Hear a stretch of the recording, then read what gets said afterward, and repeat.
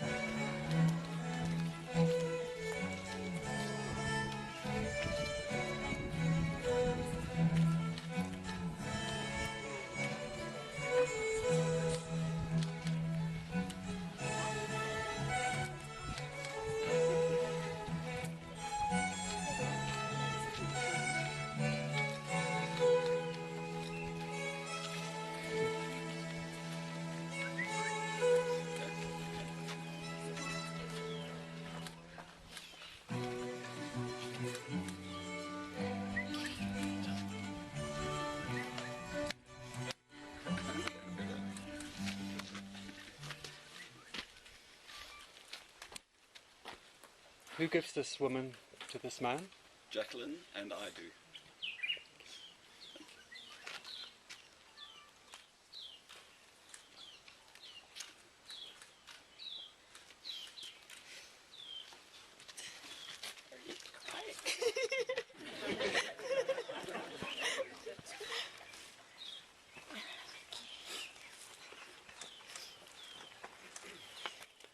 Please everybody be seated.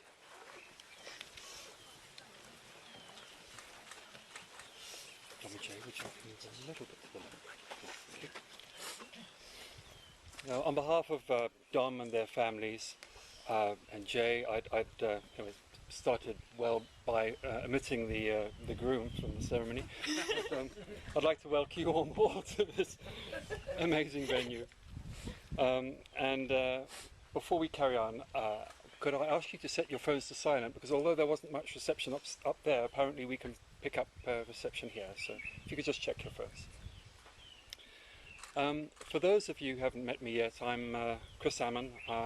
I'm Dom's uncle, and it was a year ago that Jay and Dom asked me to be involved in their wedding in this way, which is both an incredible honour and somewhat daunting. But certainly one of the greatest honours I've ever been given, and for that I thank you.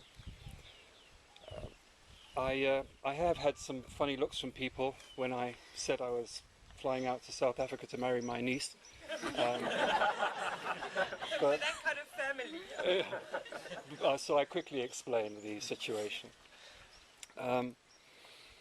When we left the UK a couple of days ago, it was sub-zero, and now we're here in this most amazing weather, in this incredible venue, under a tree that is some 300 to 500 years old and has seen many, many weddings.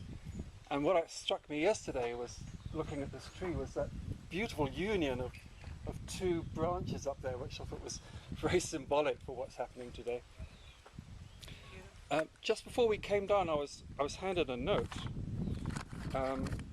It's rather tatty little piece of paper here, and it's very terse. What it says is, "Congratulations. Why wasn't I invited? Will you still need me?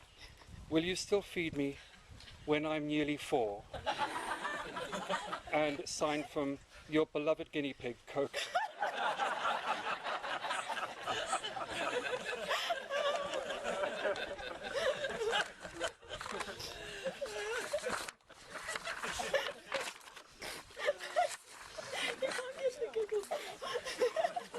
Over the last few months, I've learnt a lot more than I have expected to learn about wedding ritual and ceremony, and I discovered that no matter how quirky the ceremony, it always involves three main sections: the separation, which you've just seen, the bride being given away by her father. And then there's the transition, which is the vows we'll see later, of course, and finally the incorporation, which is the declaration of marriage. And I also learned this, which was interesting. A spouse is someone who will stand by you through all the trouble you wouldn't have had if you'd stayed single. Every couple has a story, of course, but every story is unique. And so it is with Joe and Dom, and the number of ways that the chance, the elements of chance that bring two people together is extraordinary. Jay knew Kate, and Dom knew Ross, and so they met at Ross's birthday party, and they were with other people at the time, but they kind of got on pretty well, and by the end of the year they were together. And Jay, I gather, has the bush in his blood. I have heard rumours, I'm not sure whether they're true, but I've heard rumours that he may have been conceived in Kruger. I'm only saying what I've heard. And it wasn't long before Jay invited Dom for a weekend in Kruger during a heat wave. And this, I gather, was regarded by Jay's friends as the relationship test. Now, Dom's conversion was not necessarily a foregone conclusion. However, Jay brought out her inner camper. And even if the problems of Dom's interest in little animals over Jay's more serious game pursuits is and still a problem, I believe, at times.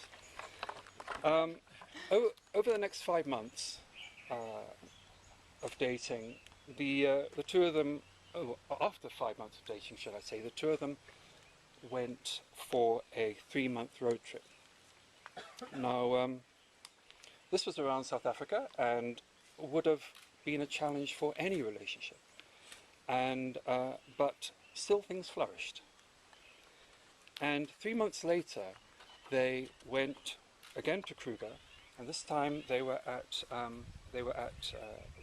the edge of a boulder-strewn cliff at Changa, and there Jay proposed to Dom on their favourite boulder. Every couple should have a favourite boulder.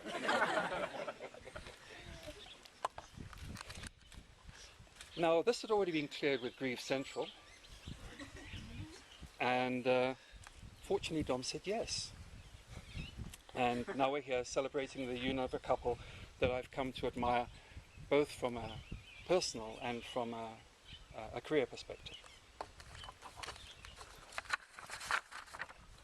Now, I left South Africa when Dom was 8 months old, and yet her mum made sure that I built up a close relationship with both Dom and Brad, and for that I shall always be grateful. And over this time I've seen Dom grow from a little girl into a beautiful woman, and I've also watched as her creative side emerged, and then watched with not a little jealousy as she went into a career in graphic design, an area I'd love to have been in if only I'd had Dom's talent. And Jay, when I look at Jay's career path, I'm reminded of Dom's grandfather, my own father. And he went through the grueling process of studying for his CA part-time. And he would have been highly approving of Jay and his work ethic, and would have been deeply proud of Dom and what she has achieved. I'm getting back to Jay. He has many passions aside from the bush.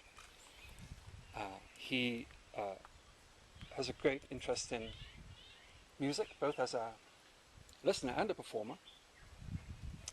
His wildlife pictures are well worth searching out on his blog. He's a keen photographer. And he has a very keen interest in cooking and particularly bread making. So he's a catch.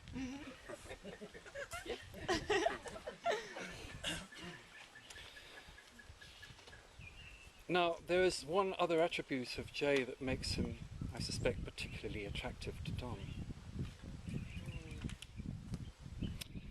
Now, Dom has a mother and an uncle with appalling senses of direction. And should that gene ever manifest itself fully in Dom, she can at least be assured that when she's in the Kruger and they've lost their way, she can rely on Jay's built-in map. Now, we hear a lot about whether opposites attract in couples. It's not as simple as that. My feeling is that the most important thing is are the values, the core values that underpin the relationship. And it's clear that both Dom and Jay share many of the same values. I think, importantly, a lot of those values are centered in a love of nature and animals. I think these are very fundamental values. They're important because they're independent of wealth, they're independent of status and the vagaries of time. I think that's pretty important. They can't be taken away from you. So I think it's fitting that both of you are here now in the bush, surrounded by wildebeest, zebra and giraffe and all sorts of things, and this incredible tree, and of course all your friends and family, which is probably the most important thing. Of course, there's also your differences. Now, I think these are almost as important as the things that you share in common. This is the spice that perks things up. It makes a relationship interesting, sometimes challenging. Marriage is a lot like a pizza. You start with a solid base of commitment, but this on its own is not enough. It will be a little dull. So then comes along this tomato sauce of affection, without which the pizza would be dry and loveless. The mighty buffalo is, of course, one of the big five, beloved of Jay's and Dom's visits to the Kruger. And it's his cousin, the water buffalo, that provides the milk that makes the mozzarella for the next layer. Yet another tie-in. Finally, each spouse brings their own distinct toppings that can be combined in a myriad ways. And as in any successful marriage, always remember to add mushroom for improvement.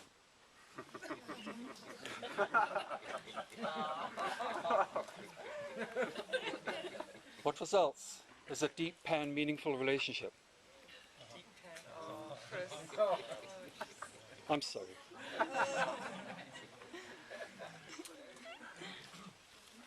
Anyway, I'd like to now pass over to Raymond for his address.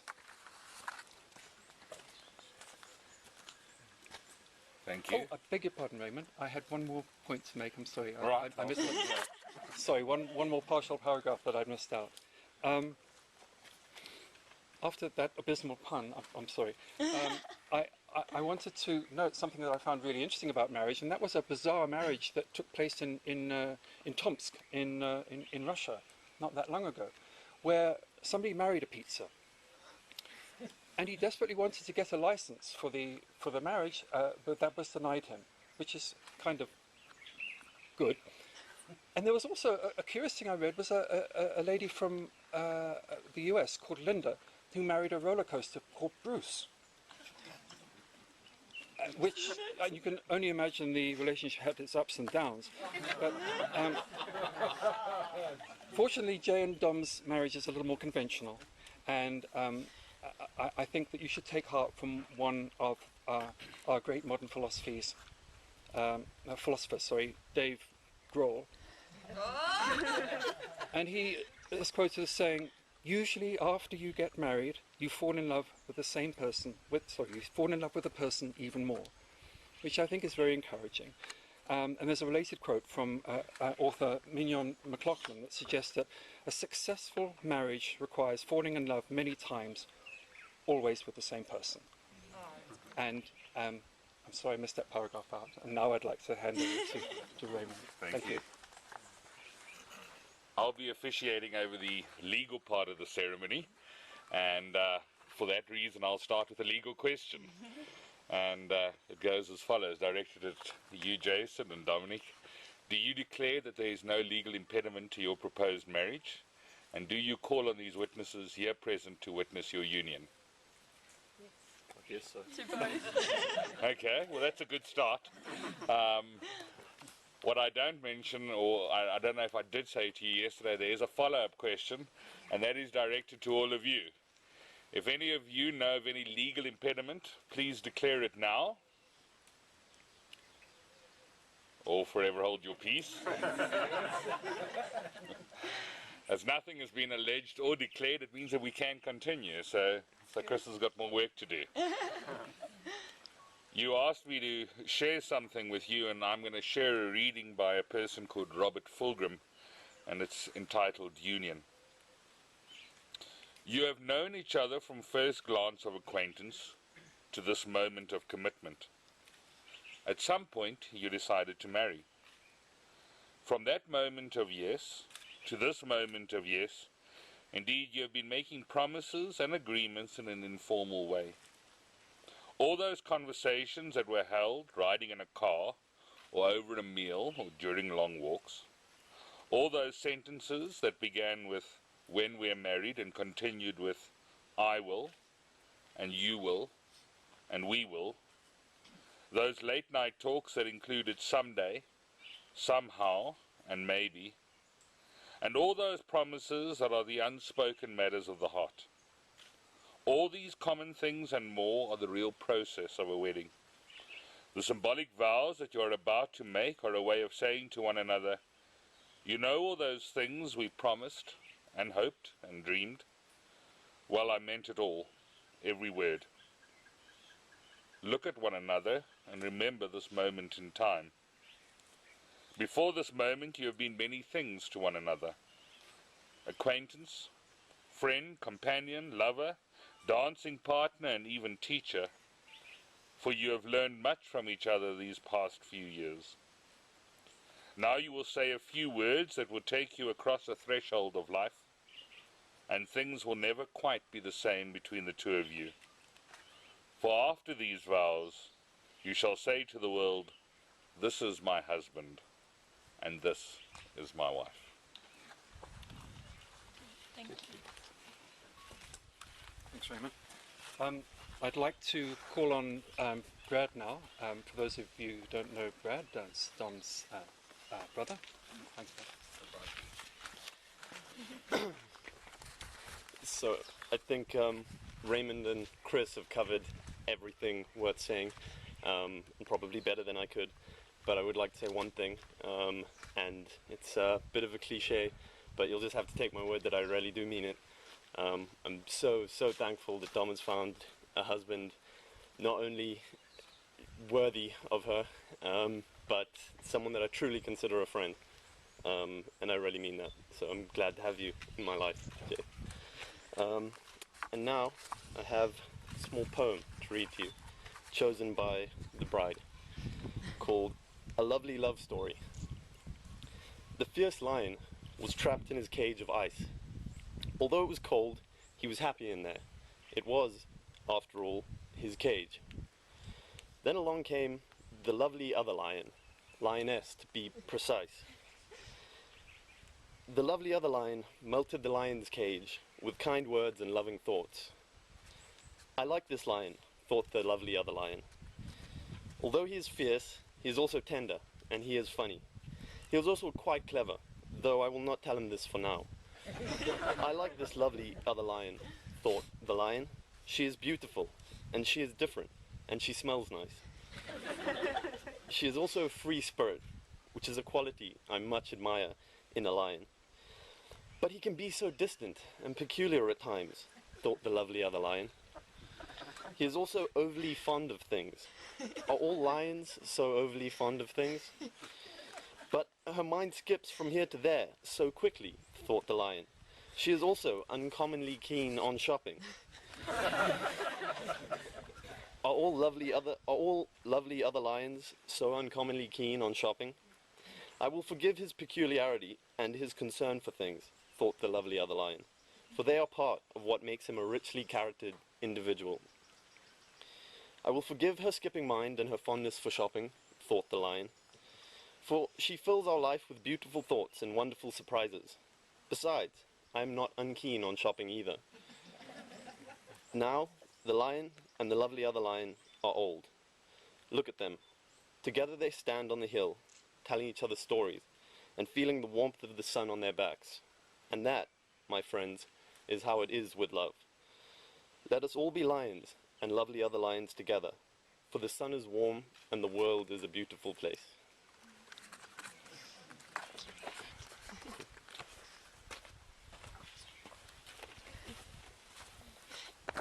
Thanks, Pat.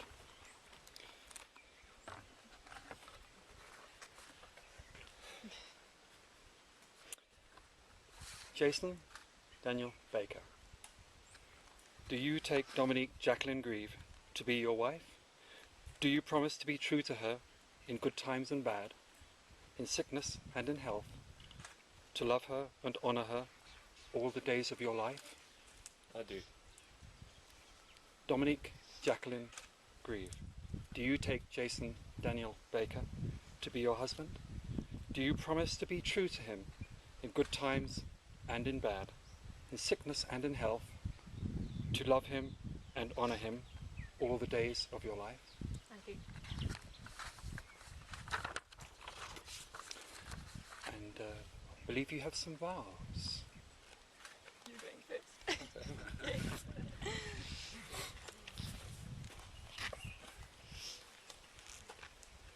When I thought about what I would say, I wanted to say what I mean and mean what I say.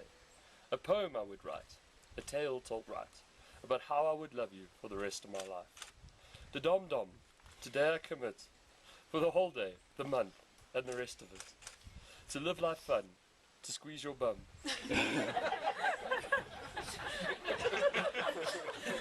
To honor your heart, whenever we're apart.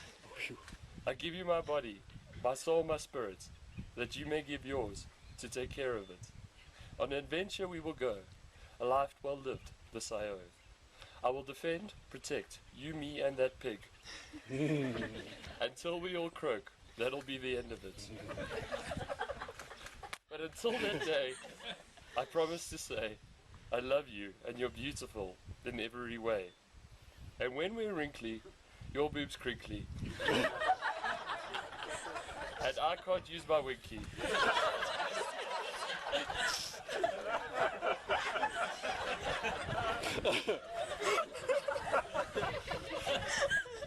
We'll look back at those kids who committed to play in the sandpits of life and love every day.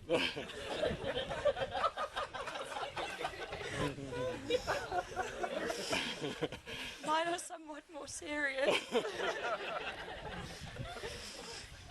Jason, today I choose you as my husband, my lover, and my best friend. I promise to stand by your side and sleep in your arms, cherish you always, hug you a little longer than I need to, and forever remind you that you are very much loved. I vow to care for you, respect you, and will always try to be kind. I believe in you and will encourage your big dreams and aspirations because that is what makes you you. But I vow without exception to always remind you of how much there is to celebrate now. I will hold your hand down every road you choose to take and be your adventure companion for life. I promise to make wherever we are together home. More than anything, I vow to end every day kissing you and begin every morning choosing you. I have and always will be your biggest fan and your partner in crime. While this one lifetime might not be enough for everything we want to do together, I promise to fill it with love, laughter, and fun, always striving to keep the kid in both of us alive. I vow to make memories with you that will make growing old worth it, just so we can look back on them one day. I give myself to you today, knowing that together we can achieve anything. Together we can write a story better than anything we could have dreamed of alone. I love you forever and always. Thank you for being mine. Thanks, Brad. Peter, you're doing the rings. Thank you. Peter's first.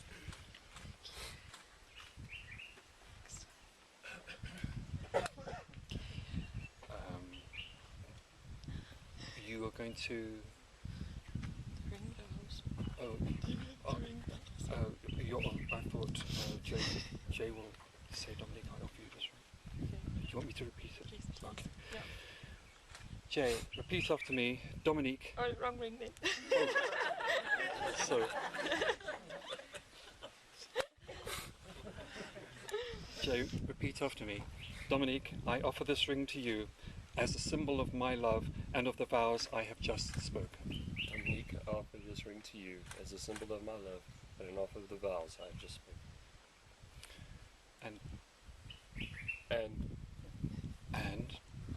And please carry on.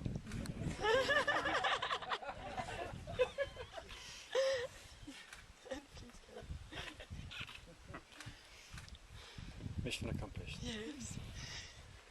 Don, could you repeat after me? Jason, I offer this ring to you as a symbol of my love and of the vows I have just spoken. Jason, I offer this ring to you as a symbol of my love for you and the vows I have just spoken. I have just spoken. Sorry. I don't have a very good memory, you know that. I'd now like to read a blessing for a marriage by James Dillet Freeman. May your marriage bring you all the exquisite excitements a marriage should bring, and may life grant you also patience, tolerance, and understanding. May you always need one another, not so much to fill your emptiness as to help you know your fullness. A mountain needs a valley to be complete. The valley does not make the mountain less, but more, and the valley is more a valley because it has a mountain towering over it. So let it be with you and with you. May you need one another, but not out of weakness. May you want one another, but not out of lack. May you entice, but not compel one another. May you embrace, but not encircle one another. May you succeed in all important ways with one another, and not fail in the little graces. May you look for things to praise, often say, I love you, and take no notice of small faults. If you have quarrels that push you apart, may both of you have good sense enough to make the first step back. May you enter into the mystery, which is the awareness of each other's presence, no more physical than spiritual, warm and near when you are side by side, and warm and near when you are in separate rooms or even distant cities. May you have love, may you have happiness, and love, of course, and may you find it making one another happy. May you have love, and may you find it loving one another. And now I pronounce you man and wife. Jason, you may kiss the bride.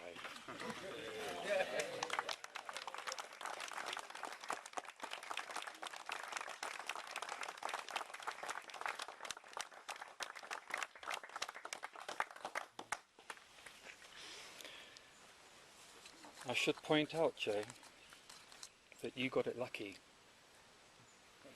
When a wedding is over in Korea, friends of the groom remove his socks, tie a rope around his ankles, and start beating his feet with fish in order to prepare him for his first night as a married man. So aside from the advice to beware of Korean men bearing fish. I'll close with some final words of advice from those much wiser than me. The first is domestic advice. Never put a sock in a toaster. And that's Eddie Izzard. Sounds right. The second piece of advice is a little more serious. Some things in life are bad. They can really make you mad.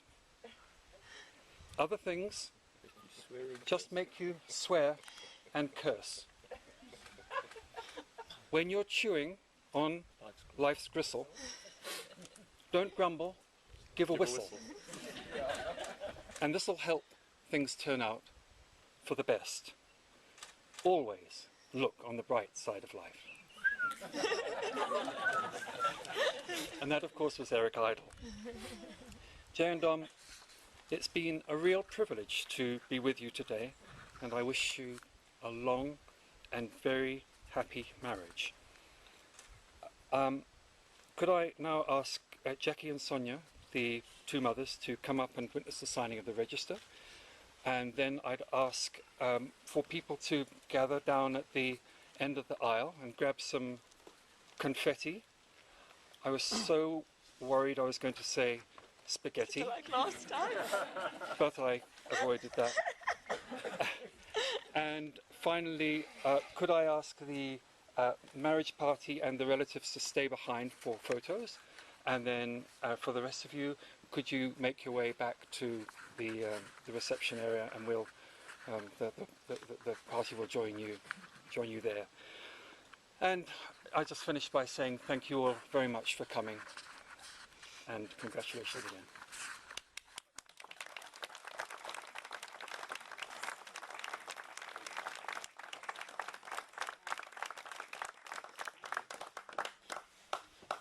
Okay, let's go sign your life away. Mothers. That's all you have to do. Excellent, thank you. Right. Sign over there. Congrats, Jason. Well done, man.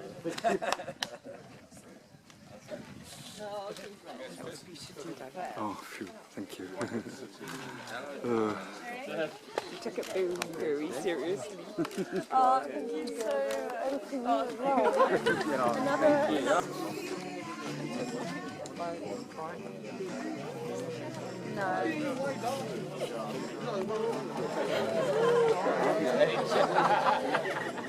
Yeah!